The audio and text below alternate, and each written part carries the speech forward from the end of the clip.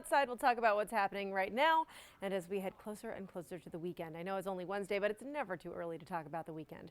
But first, temperatures at the moment in the 40s and 50s. It's 47 degrees in New Bedford right now, 46 in Newport, and 52 in Providence. You'll notice one of these things is not like the other. Providence, clouds starting to creep in. Don't worry, those clouds will be there for everybody sooner or later as our next system approaches. You can see on the Providence Skycam right now, it's a lot less blue than it was give or take 2 hours ago. That said, it's still pretty nice outside. If you haven't gotten to stretch your legs just yet, and that's really what you're itching to do, I suggest it. This evening's going to be pretty nice. Temperatures still above average for the most part.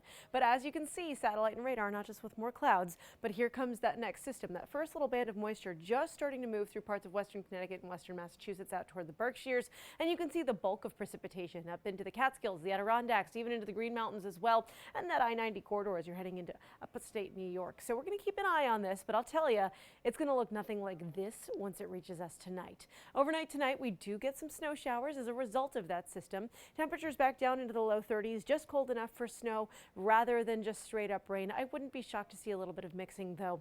That said, any precipitation we do see is going to be pretty lackluster. There's not a lot of moisture in this system and there's not a lot of energy there either. So any snow showers that come our way are going to be light and very short-lived. That said, if you wake up very early tomorrow morning, you might catch a snowflake or two on the lawn. I think some of us could wake up with a dusting, but that's about it. And by the way, anything that does fall melts away pretty quickly because look at temperatures tomorrow. Most of us back toward average, not necessarily as warm as the last few days, but certainly above freezing. Providence, 45 degrees tomorrow, looking at Newport at 45 as well. 44 for Westerly and New Bedford. I think you're going to get to 46 by tomorrow afternoon. Clouds linger through most of the day. We'll get some peaks of sunshine by tomorrow evening, but then as the sun sets, the big event of the week begins. Now, Thursday night into Friday morning, we're watching for our total lunar eclipse. This is the first one in 3 years, and it's pretty cool because when this happens, the moon actually appears to turn kind of a blushy red color. We call it a blood moon.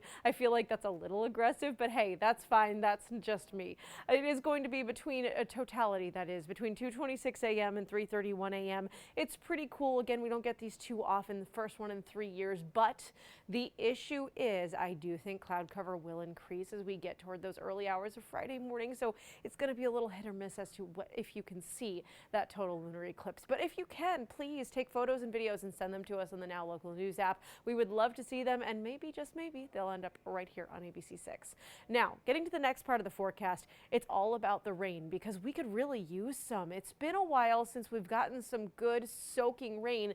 We had some earlier this month, but March is the wettest month of the year for most of southern New England, and unfortunately, it's been lackluster to the point of not just dry conditions depicted by the yellow there on the map, but we are in moderate drought in northern Providence County. But as we get into the weekend, we are watching for late Sunday night, our next round of good rainfall. You can see that storm moving through the Great Lakes region in the Ohio Valley as we head through the early part of the weekend, and by Sunday, those initial bands of moisture start to reach us. We get a break during most of the daytime on Sunday, but then late at night, overnight into Monday morning, that heavy rain comes back toward us, and that's going to be a real help when it comes to our drought conditions. Maybe a hindrance when it comes to your Monday morning commute and any St. Patrick's Day planned. It won't last all day on Monday, but we'll keep an eye on it. That said, just make sure you have the umbrellas ready. If you have any early morning St. Patty's Day plans, hey, I don't know what your plans entail, but we just want to prepare you either way.